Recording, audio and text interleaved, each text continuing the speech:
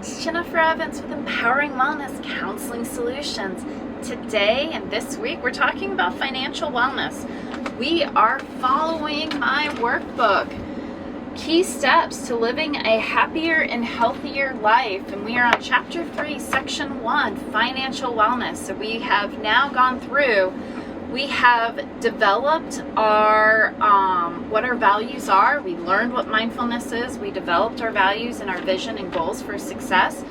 We learned about accountability and vulnerability and how atomic habits and behavioral activation really help us with being able to find success. Then we looked at critical decision and critical thinking and how our decisions really affect our emotions and how we are more often and for years an emotional reactionary state and don't even realize it.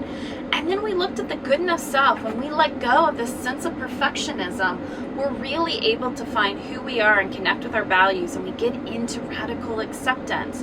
And that really gave us a lot of this truth feedback loop. Life is all about really all about letting go of doubt. And when doubt festers in, the negative cycle is waiting and is ready to pounce. And so when we doubt ourselves, we withhold from ourselves, we avoid. And when we withhold from ourselves, we withhold from others. And when we withhold from others, they don't trust us and they withhold from us. And then when they withhold from us, then we don't trust them. Do you see how intense that gets? The truth feedback loop. And so as we keep looking, this truth feedback loop comes back into play. Go look at my previous videos for the truth feedback loop. Mind-blowing. It's amazing how it keeps coming up, and cognitive distortions are right around the corner from that. It helps feed the truth feedback loop and keep us in our negative narrative. And so today we are talking about negotiating self-worth and finding our value, not only in our relationships, but our relationships with ourselves, as well as our relationships with others. And that critically influences how we spend money and what our financial wellness is. It's because it's a key influence to whether or not we're going to those external validators or we're sticking with our own internal value of self. And so we want to look at doing a personal asset inventory. So in this book, you're going to have all the key words for a personal asset inventory so that you can start looking at what your value is. And then we're going to look at how to negotiate our value.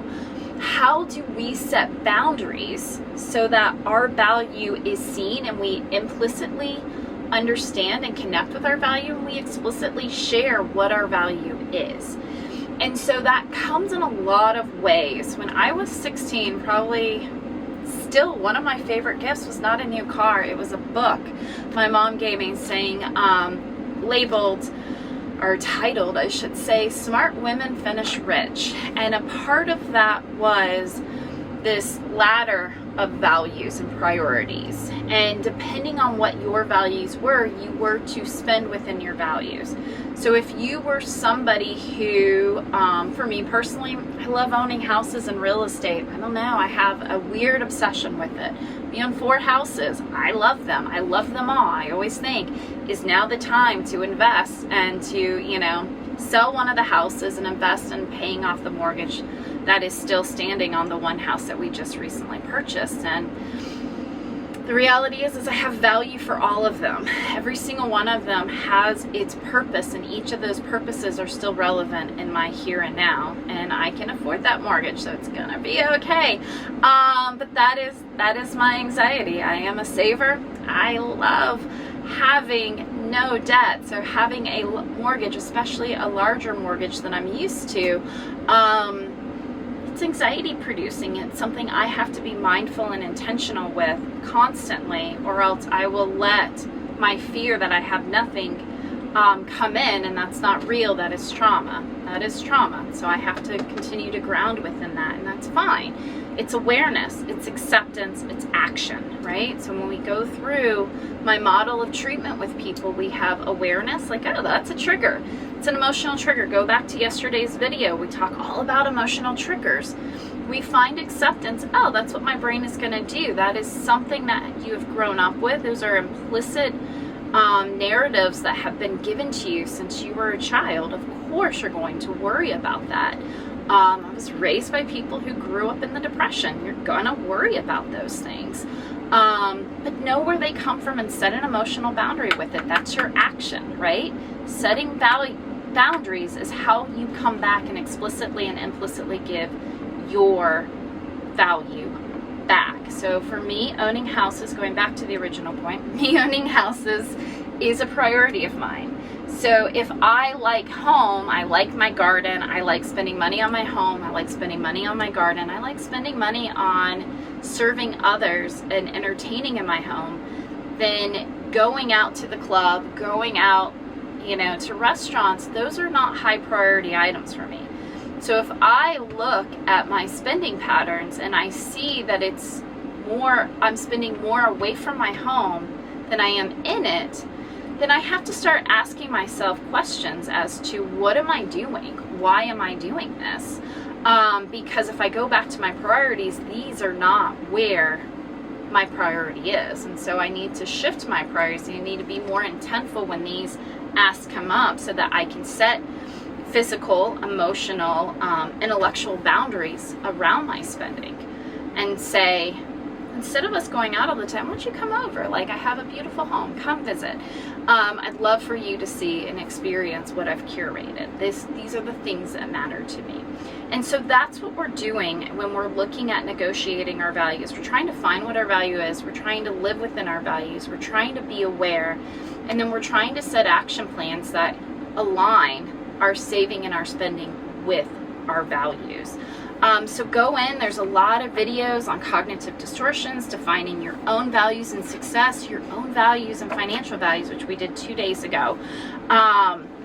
Looking at letting go of perfection and the good enough self.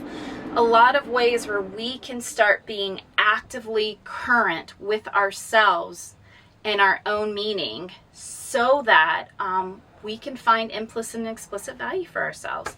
I am Jennifer Evans with Empowering Wellness Counseling Solutions. Thank you so much. Hi, it's Jennifer Evans. I hope you are liking my videos. If you do, please comment below. Let me know if you have any questions. If there's topics that you're just dying to know about, and why do I do this and why do they do that? I would love to answer them. I do come from a cognitive behavioral background, but as we see in some of my videos, I love object relations. I love attachment theory. I love Erickson and his psychosocial developmental theories. So I do pull from a lot of different places in order to kind of build out that our thoughts, our feelings, our behaviors, something triggers it, and there's always a consequence after it. And that is the beauty of life and why we have a lot more control over our thoughts, feelings, and behaviors than we give ourselves credit for. This is a huge passion of mine, a calling, if you will. And I am here to support you. I've written 2 books, and I've got the goal is 3 a year. So I've got several that are coming out in different on different topics, but what we have right now, and you can go click on the Amazon link in the video descriptions below, but we have Saying Goodbye to Bad Brain. This is going to go and teach you everything you need to know about your negative narrative. So if you feel like life is hard and it just feels like you don't understand people or you don't understand why somebody you love keeps making the dumbest mistakes and decisions, what is their problem? They have bad brain. Go read about it. Find some empathy. Find some grace, because that is just them recapitulating their past. And we do it for ourselves and other people do it to us. And so when we know what they're doing, it makes it feel a lot less annoying and a lot more like we have agency over those experiences. So Saying Goodbye to Bad Brain. I also just released, and I'm very excited, is Key Steps to Living a Happier and Healthier Life. This is a workbook that is going to help you define what your values are, what success is for you, and what your vision of success, and it is going to go through everything that stresses us out and makes us live in suffering and despair, allow that bad brain to get involved, and instead of living in the present. So this will go through all the main things: building a work-life balance, being able to be good enough, finding radical acceptance, decision making, which who would have thought that that was something, but it really breaks everything down that prevents you from living a happier and healthier life, and then allowing you to challenge those thoughts so that you can. So these are the key skills. So in my practice, I take the ABC model from Albert Ellis, through CBT, and I kind of open it up to this kind of overarching trajectory. And so we have awareness, acceptance, action. So the 3 A's of my treatment, support with others, whether that's coaching or in therapy, through my books, and I have success groups as well. So I've got a lot of supports, and I use the same model. And that is, we need to build awareness about kind of why we do the things we do. We accept it. We don't agree, but we accept, okay, this is kind of my trajectory. I can see how it all comes together. I see trending patterns. I see how I act the same way. Actually, I get frustrated, but yet I'm acting the same exact ways because it is predictable, because that's my brain. It's bad brain working. It's a really good book.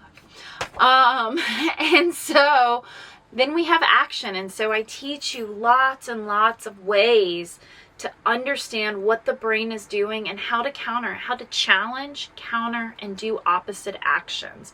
And so we have lots and lots of ways. The Bad Brain book has tons of ways in which we do that. And then the workbook has ways to start reflecting. We have exercises, activities, and journal prompts. And this book will actually, Key Steps to Living a Happier and Healthier Life, will follow my success group. So it is a 6-month success group. We break it down into 9 weeks. This is part 1, is living a happier and healthier life. Then we're going to have, we also have a part 2 section and a part 3. So you can come in at each of those sections, and it will have a continuous flow. Part 2 is our emotional regulation. So we're really looking at the relationship we have with ourselves and how the bad brain comes in and makes us reactionary, and how to calm and be more action oriented.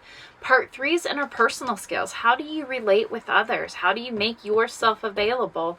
The key to life is you can't control the outcomes. You got to put all those processes out there. How do you put yourself out in that process to help others and to let others help you? That is section 3.